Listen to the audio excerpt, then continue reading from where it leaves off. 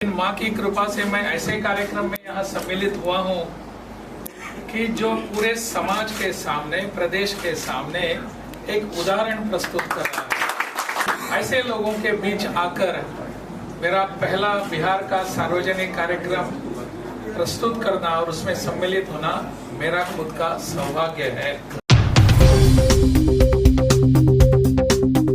आज के इस कार्यक्रम में माता वैष्णो देवी सेवा समिति के नाम से जो काम चल रहा है, इसकी ब्लड डोनेशन यानी ब्लड बैंक की पहली वर्षगांठ है। इस निमित्त सभी को मैं बधाइयाँ देता हूँ।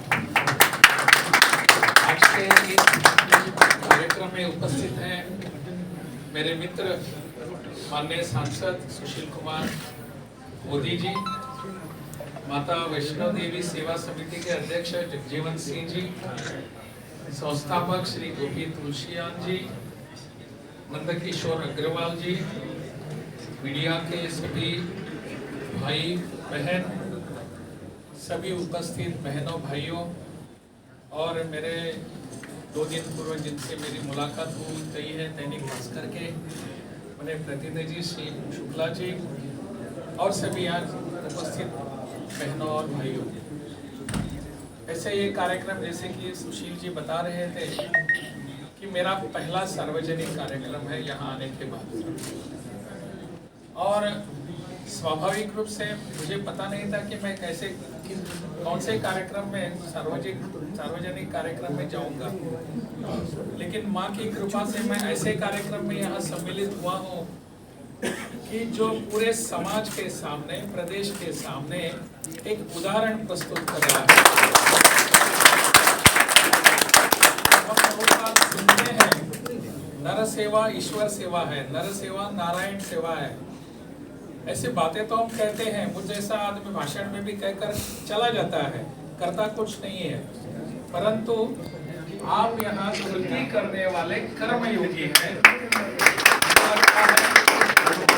ऐसे लोगों के बीच आकर मेरा पहला बिहार का सार्वजनिक कार्यक्रम प्रस्तुत करना और उसमें सम्मिलित होना मेरा खुद का सौभाग्य है। जैसे कि मुझे बताया गया था कि कार्यक्रम में से 27 को है, कल आने वाले कल, परंतु कल तो मैं जरा विधानसभा का सत्र कल से शुरू हो रहा है, बजट का सत्र, तो उसमें मुझे रहना है और शाम को थोड़ा मुझे दिल्ली में भी जाना है एक कार्यक्रम में, तो इसलिए मैं संभव नहीं हो पा रहा था। परंतु आप सब लोगों ने, सुशील कुमार मोदी जी ने भी मुझे आग्रह किया कि आपके लिए वो 26 को करने के लिए तैयार है। मेरा सौभाग्य है कि आपने आपके कार्यक्रम में कुछ बदल किया और मुझे यहाँ लाने का मुझे एक अवसर प्राप्त करके दे दिया। ऐसे तो समाज में बहुत सारे काम होते हैं, इसकी अगर हम आंकड़ेवारी हम देखेंगे कि कितने ब्लड डोनेशन हो चुके हैं, कितने ब्लड यूनिट्स यहाँ कलेक्शन हुआ है और क्या हुआ है वगैरह, ये तो एक जानकारी के लिए ठीक है, परंतु अगर हम सभी एक अच्छे भाव से ऐसे संगठन से जुड़ना चाहेंगे, मुझे लगता है इससे बड़ा और कोई सत्कार्य नहीं हो सकता। इसलिए ऐसा काम करने वाले कि समाज के हित में जो कोई खड़े होते हैं उनके साथ में खुद को जोड़ने का अवसर अगर मिलता है, उसको उस अवसर को हमेशा पाने की आवश्यकता है, उसको करना चाहिए। मैं यहाँ राज्यपाल हूँ और मैं देख रहा हूँ कि थोड़ा एक प्रयास किया मैंने यहाँ की सामाजिक स्थिति और बाकी सब स्थितियों का अध्ययन करने का। मैं रेड क्रॉस सोसाइटी का अध्यक्ष हूँ यहाँ के प्रदेश का, और रेड क्रॉस सोसाइटी के माध्यम से ऐसे बहुत सारे काम हम कर सकते हैं। मैं अभी हिमाचल प्रदेश से आ रहा हूँ। हिमाचल प्रदेश इसकी तुलना में बहुत छोटा प्रदेश है, और इस छोटे प्रदेश में भी रेड क्रॉस सोसाइटी के माध्यम से हमने जो काम किया, उस काम का अगर हम यहाँ अनुभव लेकर आगे बढ़ने का प्रयास करेंगे, मुझे लगता है कि बिहार में हमको और कुछ करने की बहुत जिम्मेदारी मेरी बढ़ जाती है, ऐसा मुझे लगता है। जैसे कि सुशील कुमार मोदी जी बता रहे थे कि एम्बुलेंस की सेवा है, तो एम्बुलेंस की सेवा को अगर हम प्रदान कर सकते हैं कि रेड क्रॉस सोसाइटी इसमें आपको निश्चित रूप में सहयोग दे सकती है। अगर आपने कोई प्रस्ताव लाया, यहाँ मुझे लगता है 38 जिले हैं, तो इन सब जिलों में अगर एक एम्बुलेंस की सेवा उपलब्ध करवानी है तो उस एम्बुलेंस की सेवा एडवांस मेडिकल फैसिलिटीज वाली एम्बुलेंस ऐसे कुछ हम ला सकते हैं। यहाँ अगर और कहाँ ब्लड बैंक की व्यवस्था करनी चाहिए तो उसको भी हम यहाँ से रेड क्रॉस के माध्यम से कर सकते हैं। अभी हमने हिमाचल में एक प्रयास किया कि रेड क्रॉस के माध्यम से सर्वाइकल कैंसर डिटेक्शन यूनिट लगाना, जो खास करके अपने बहनों के लिए बहुत उपयोगी सिद्ध होता है। सर्वाइकल कैंसर का डिटेक्शन, अर्ली डिटेक्शन जब होता है तब उससे बहुत बड़ा लाभ होता है। ऐसे अगर डिटेक्शन सेंटर्स और उसके एम्बुलेंस भी होती है, मोबाइल वैन जो होती है, उसमें अगर रखकर गांव-गांव में वहां जाकर अपने बहनों का वहां परीक्षण करके उनका डिटेक्शन अगर करेंगे तो उसमें हमारे बहनों का और उनको बहुत लाभदायक हो सकता है। अगर ऐसे कुछ अनेक प्रयास आपके रहते होंगे, करते होंगे आप भी, लेकिन मैं इतना ही कह पाऊंगा यहाँ कि रेड क्रॉस सोसाइटी आपके साथ में है। आपको कोई भी मदद चाहिए तो हम वहाँ इसके लिए तत्पर रूप से खड़े रहेंगे। इसलिए कि यह एक सामाजिक काम है, ये कोई राजनीतिक काम नहीं है, ये कोई किसी को इस पर उस पर ये टीका करना या उस पर कुछ शब्द प्रयोग करना वगैरह ऐसा काम तो है नहीं। इस समाज के लिए सबको इकट्ठा होकर काम करने की आवश्यकता है। जैसे कि यहाँ मुख्यमंत्री जी आए थे, अन्य मंत्री जी आए थे, बाकी सब यहाँ आए थे, तो ऐसे सब काम करने के लिए हम सबको बाकी सब बैरियर्स अपने जो होते हैं उसको भूलकर इकट्ठा आने की आवश्यकता है।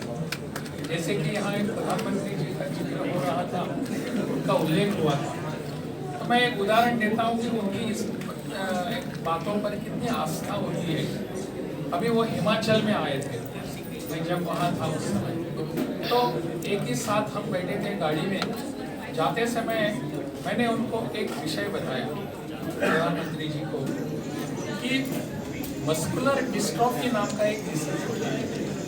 जो मस्कुलर डिस्ट्रॉफी जो होती है उसके लिए हमारे पास कोई आज की तारीख में इलाज नहीं है, परंतु जो इसका विक्टिम बनता है, धीरे धीरे उसके मस्कुलर की ताकत, मसल्स की ताकत कम होती जाती है और एक दिन वो गुजर जाता है, उसका देहांत होता है। तो प्रधानमंत्री जी को मैंने ये बताया कि ऐसे एक डिस्ट्रॉफी सेंटर, उसका रिहेबिलिटेशन सेंटर हिमाचल के सोलन में है। तो प्रधानमंत्री जी ने मुझे कहा कि इसके बारे में मुझे और जानकारी भेज दो। 2 दिन के बाद उनके ऑफिस से मुझे फोन गया, मैं तो भूल गया था, लेकिन प्रधानमंत्री जी के वहाँ के ऑफिसर जो हैं उन्होंने मुझे 2 दिन के बाद फोन करके पूछा कि आपने प्रधानमंत्री जी को ऐसी कुछ जानकारी भेजनी थी, वो नहीं आई आज तक। मुझे बहुत, मैं लज्जित हो गया। मैंने कहा कि 2 दिन में मैं फिर से भेज रहा हूँ। पूरी जानकारी इकट्ठा करके मैंने उनको जानकारी भेज दी। आने वाले उसके नेक्स्ट जो उनकी मन की बात जो कार्यक्रम प्रधानमंत्री जी का, मुझे लगता है आज भी है, तो मन की बात कार्यक्रम जो प्रधानमंत्री जी का होता है, उस कार्यक्रम में प्रधानमंत्री जी ने इस डिस्ट्रॉफी रिहेबिलिटेशन सेंटर का उल्लेख किया। वहाँ एक संजना गोयल करके एक व्यक्ति है जो खुद विक्टिम है, उनके एक भाई हैं विपुल गोयल, वो भी इसके विक्टिम है। दोनों व्हीलचेयर पर ही होते हैं परंतु दूसरों की सेवा करते हैं। वो खुद उठकर वहाँ चल नहीं सकते परंतु दूसरों की सेवा में तत्पर होते हैं। तो ऐसा उन्होंने उल्लेख कर दिया। प्रधानमंत्री जी की इस विषय पर इतनी आस्था होती है कि मुझे भी आश्चर्य लगा। उसके बाद लगभग 15-20 दिनों में जब प्रधानमंत्री जी को मिला तो उन्होंने मुझे फिर से याद करके दिखाया कि वो जो मैंने उसका उल्लेख किया था आपके डिस्ट्रॉफी सेंटर का, रिहेबिलिटेशन सेंटर का, उसका आगे क्या हुआ। तो उन्होंने इस पर इतना ध्यान दिया। मैंने कहा कि अभी पूरे देश में इस पर कुछ रिसर्च होने की आवश्यकता है और इसको कुछ इलाज होने की जरूरत है। तो उन्होंने प्रधानमंत्री जी ने कहा कि मैं इसको योग्य व्यक्ति के साथ चर्चा करके आगे काम बढ़ाऊंगा। परंतु ऐसे अगर प्रधानमंत्री होते हैं, यहाँ के मुख्यमंत्री होते हैं, यहाँ के अन्य लोग होते हैं, सुशील कुमार मोदी जी जैसे होते हैं या अन्य कोई, इररिस्पेक्टिव ऑफ पार्टी एफिलिएशन, हम सबको इस विषय को देखने की आवश्यकता है कि ये समाज की जरूरत है। जितनी बड़ी मात्रा में हम काम करते रहेंगे, समाज हमसे इतना और जुड़ता रहेगा। मुझे लगता है कि ऐसे माँ वैष्णो देवी के नाम से अगर ये काम शुरू हुआ है तो माँ का आशीर्वाद हम सब पर हमेशा के लिए रहेगा और हम इसमें आगे बढ़ते रहेंगे। आपको बधाई देता हूँ और धन्यवाद भी देता हूँ। बधाई इसलिए कि आपने एक वर्ष में इतने काम किए हैं। पिछले 2009 से आप इसमें जुड़े हुए हैं, बहुत सारा काम कर रहे हैं। इतना बड़ा इंफ्रास्ट्रक्चर आपने साधन सुविधा निर्माण की है, इसके लिए बधाई देता हूँ और धन्यवाद इसलिए दे रहा हूँ कि समाज के उपयोगिता में आने वाला काम आप कर रहे हैं, जिससे समाज की सेवा करने का श्रेय आप सबको मिल रहा है। आपके साथ मैं हमेशा के लिए हूँ। आप जब भी चाहेंगे मेरे पास आइए। बहुत बहुत धन्यवाद।